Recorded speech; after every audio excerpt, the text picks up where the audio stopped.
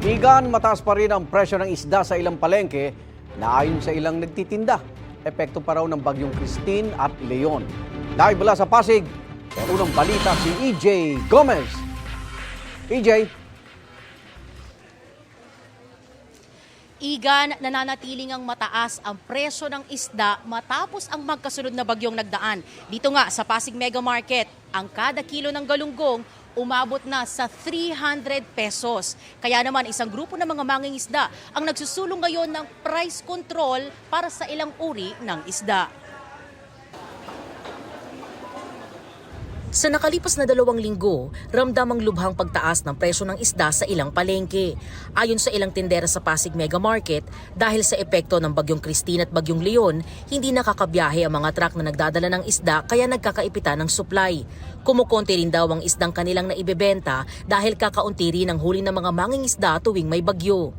Dahil po sa bagyo, 2 linggo na po ang nakalipas, bagyong Christine. Hanggang ngayon hindi pa rin bumababa ang tilapia. Dahil sa wala pong madaan ng mga sasakyan, tsaka marami pong nasirang mga fish pan. Kaya po nagkaganon. Pinagkukuhanan po namin, mataas din po yung presyo ng galunggong. Kaya po, bentahan din po dito, mataas. Pagdating ng September, ganitong panahon, October, mataas ang isda.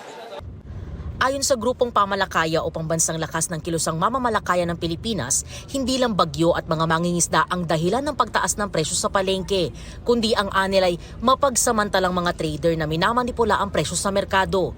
Mataas daw ang presyo sa merkado kahit na mababa ang farm gate price ng isda mula sa mga maliliit na mangingisda.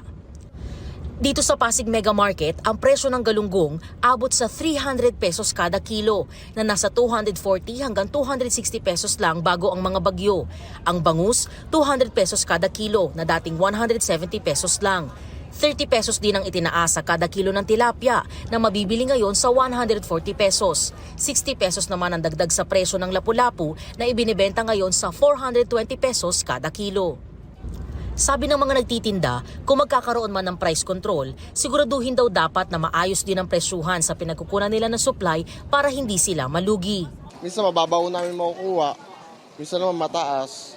So kung mababa? Nabibenta rin namin na maayos, mababa rin ang benta namin. Ngayon mataas po talaga hindi na katulad dati na 20 tutubuin mo. Ngayon 5 piso na lang ho yan. Ang tubo niya sa 1 kilo.